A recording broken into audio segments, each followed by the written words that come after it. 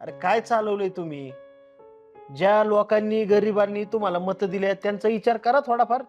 त्यांच्या फायद्याच्या गोष्टी करा, तोट्याच्या नाही. अरे सरपंच पद म्हणजे गावचा प्रमुख. ती जबाबदारी लोकांनी तुला दिली. जे पद लोकांनी तुला मानाने दिलंय ना, त्याचा मान झुकून स्वीकार करायचा असतो आणि त्यांच्या पुढे नमतं राहायचं असतं. तुम्ही त्यांनाच टाचाळायला निघले.